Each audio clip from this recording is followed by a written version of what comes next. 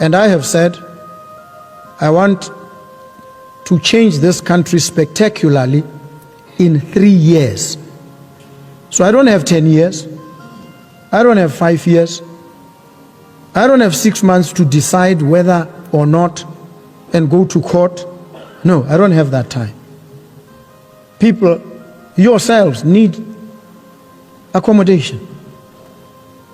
And if I'm going to submit myself to a process that will take me 10 years to deliver accommodation to you, then I would have failed you, and failed you spectacularly. So what do we do? We need to ensure that there's transparency, there's openness, there's accountability in each and every process that we undertake. No doubt, that is not negotiable, and that there is no corruption.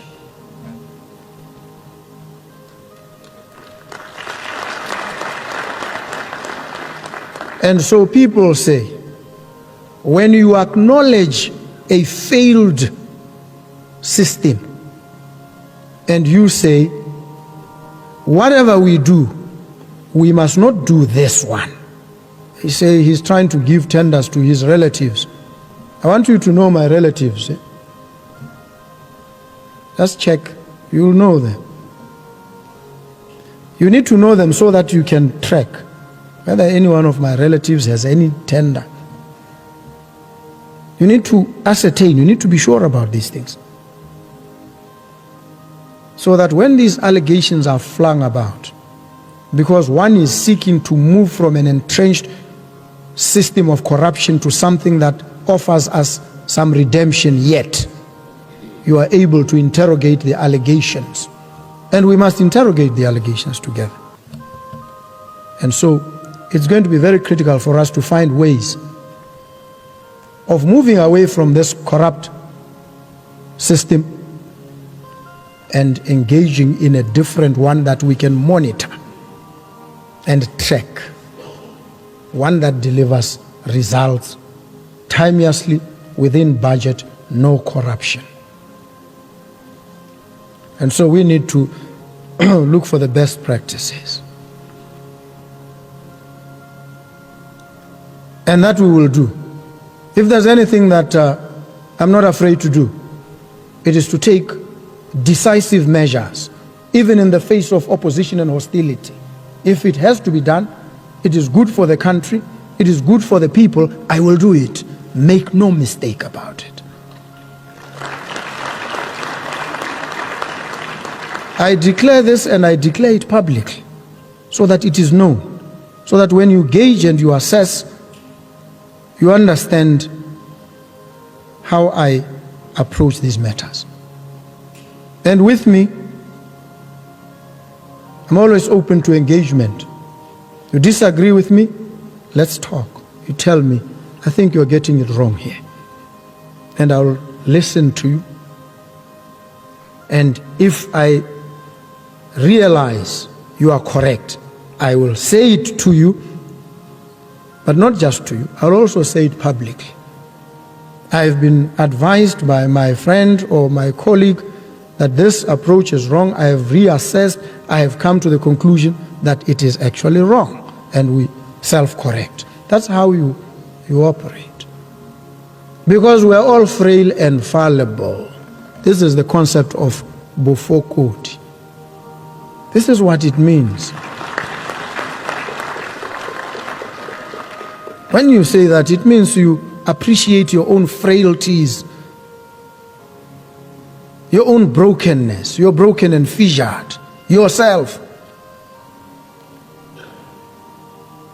And so, when others come and they approach you with a different perspective, you pay attention. And when you realize they are correct, you heed what they say. This is how you operate in a sane and sober environment. It doesn't matter who you are. It doesn't matter what position you occupy. It's called humility. Just the ability to acknowledge that I may be wrong. Even when you think you've got it right 100%, you may actually be 100% wrong. And when somebody challenges you, if you think you are right and you believe in the correctness of your proposition, then it becomes an opportunity for you to persuade them, to win them over, or be won over to their side.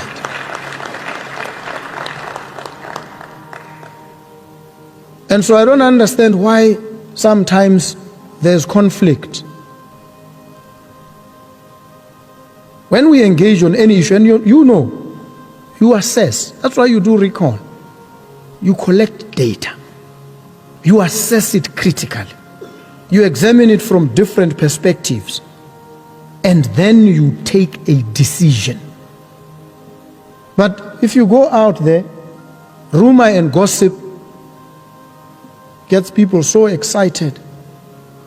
Even some who call themselves analysts.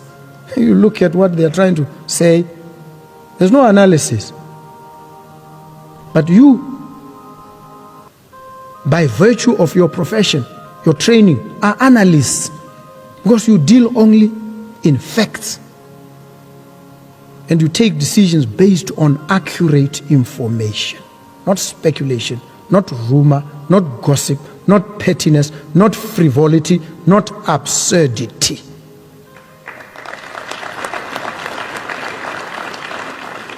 That's your job. And you need to demonstrate these capabilities because you have them. And so it's important for us to understand these issues.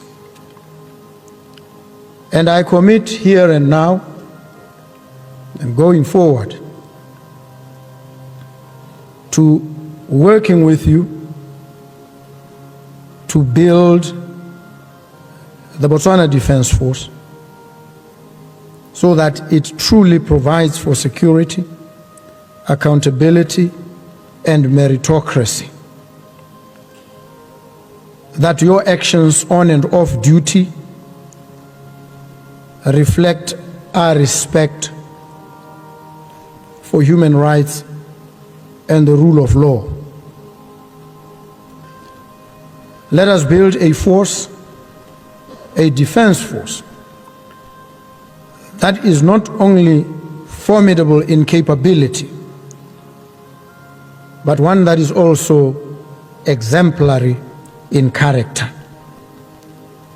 And if we do this, we will ensure that the Botswana Defense Force remains a pillar of peace, security, and progress for generations to come.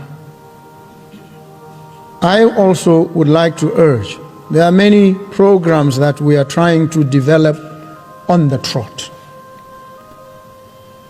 One of them is a housing program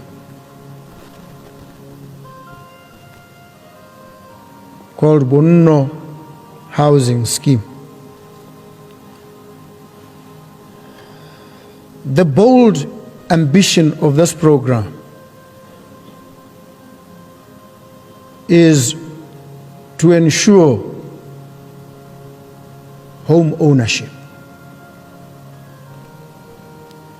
That no person in this country be without a decent house. And I've seen how many of our people retire into penury, into poverty. And there's a structural explanation for this. And I've said before, we have operated a low-wage economy across for a very long time, such that a person who earns 20,000 belongs in the top 1% of high-income earners in this country. 20,000.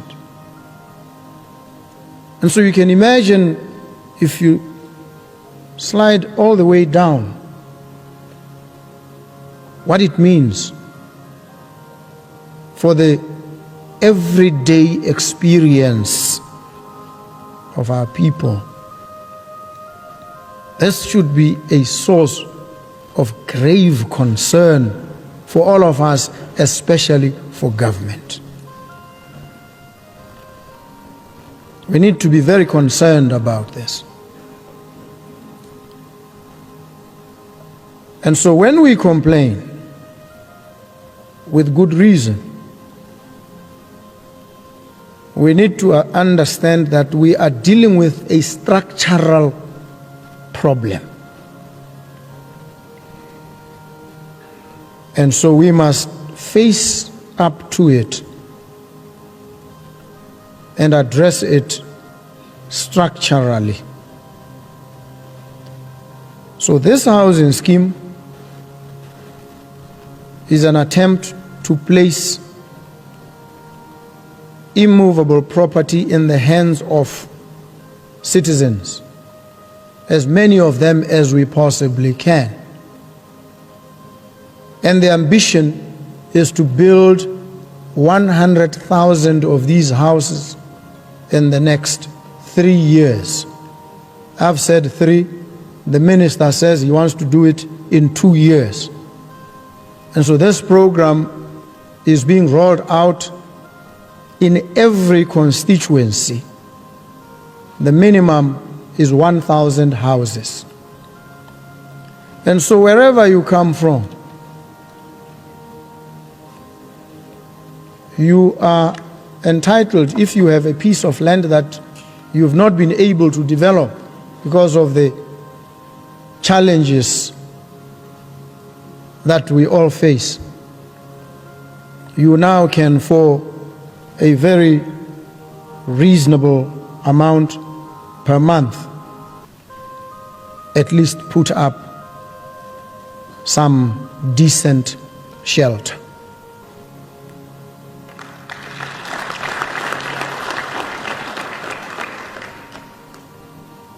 The idea is to ensure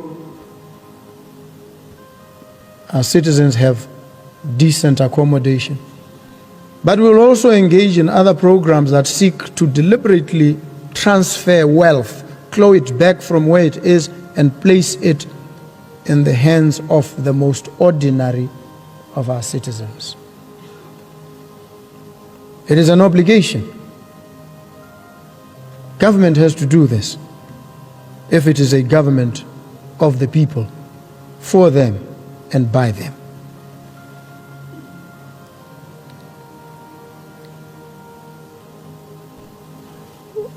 We are also in the process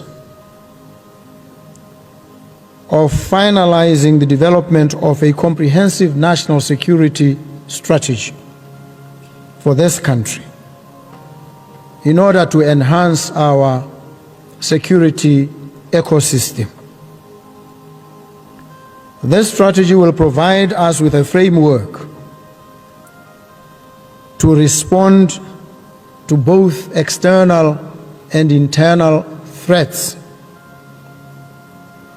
to fashion effective and sagacious, far-sighted security policies, and allocate resources in a manner that strengthens our national resilience. And it will also lead to role clarity in our security environment.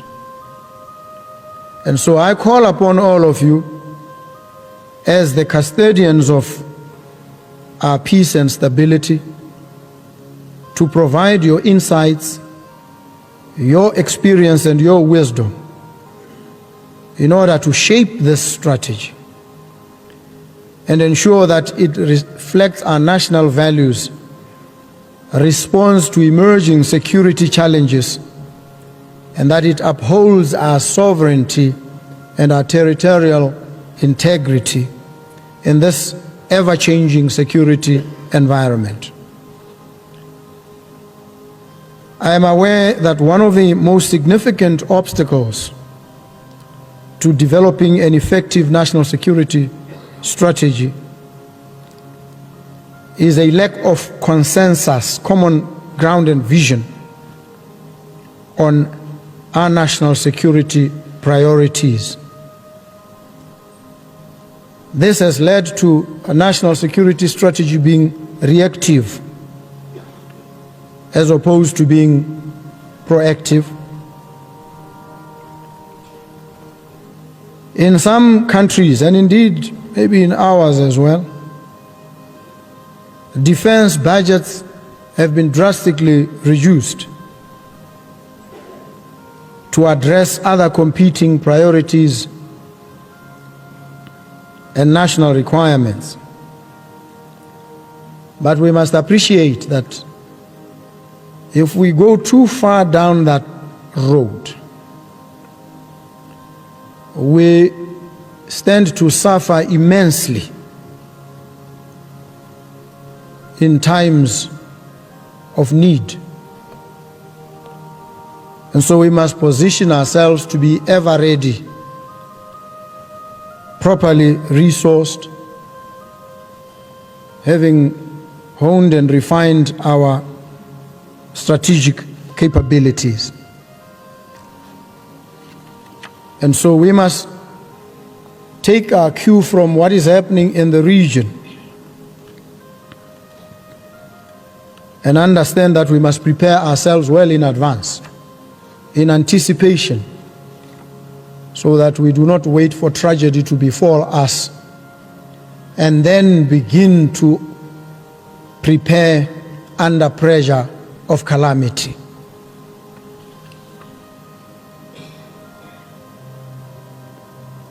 Esteemed senior officers, Botswana's participation in peacekeeping missions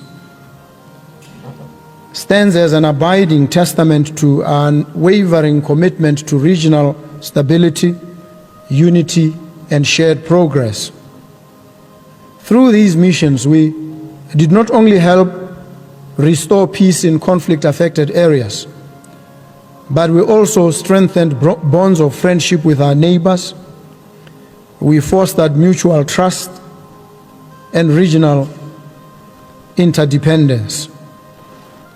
Our involvement promotes collective security, it enhances our diplomatic influence, and it reinforces Botswana's role as a responsible and proactive member of the international community. Our active participation in the SADC mission in Mozambique, SAMIM, and the Democratic Republic of Congo, SAMI DRC, evidences this.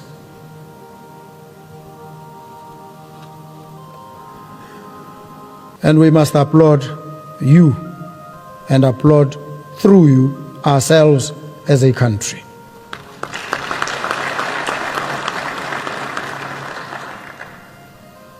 Turning now to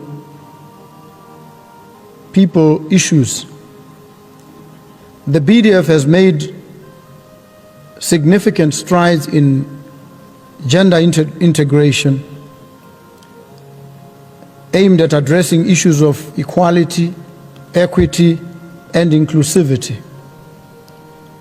This is demonstrated by the active participation of women in peace and security initiatives on a global stage, and further by the command decision to establish the Gender Integration Office in the BDF. Gender mainstreaming is a critical component of the military for operational efficiency and effectiveness. Distinguished ladies and gentlemen, another plague that afflicts us is domestic violence, gender-based violence, murder, suicides, and such like. These pose a serious threat to our national security. These crimes undermine our development agenda, erode social cohesion, and trample upon human rights. These need urgent and coordinated attention across all sections of our population. And you took an oath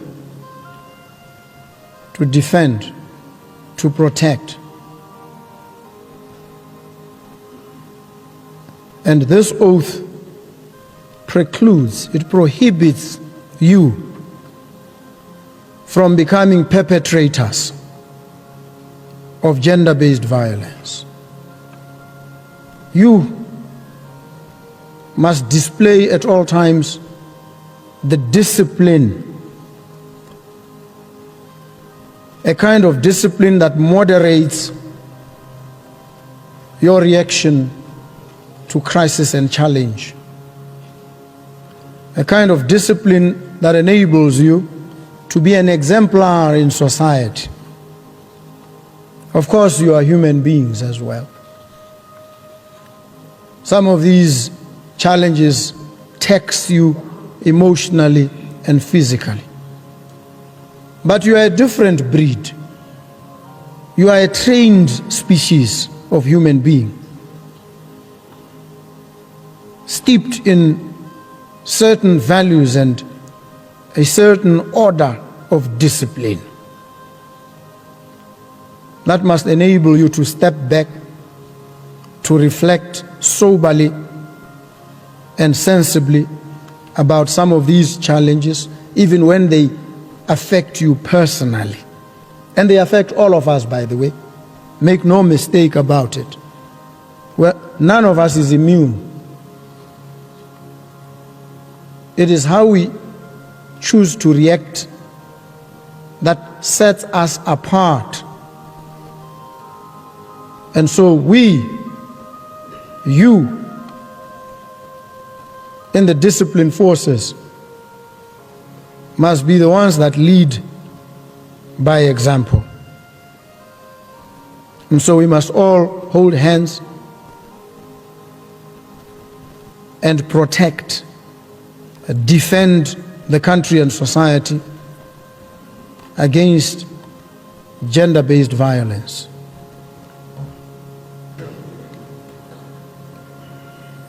Distinguished ladies and gentlemen, it is a great honor and privilege for me to be here with you today and to speak to you at this 20th Senior Officers Strategic Conference, which you hold under the theme Embracing a New Dawn in Defense Capabilities inspired by human security, accountability, and meritocracy. The theme is bold and it is timely. It is as bold and timely as it is inspirational. It sounds a clarion call for transformation, innovation, a people-centered approach to national defense, and a demonstration of a steadfast commitment to the values that have defined the Botswana Defense Force for decades. This theme speaks not only of change in our hardware and tactics, but also to our systems and people. Let me take this opportunity to thank the Director of Proceedings and other members of the BDF for your dedicated service and for keeping Botswana safe. Botswana appreciate the sacrifices you make, often at a huge personal cost, in order to attain a safe and stable environment in which personal freedoms are assured. We owe you and the entire membership of the BDF a debt that we can never fully repay. So let me acknowledge here and now that I have interacted with the commander on many occasions, and he has outlined to me some of the challenges that the BDF is currently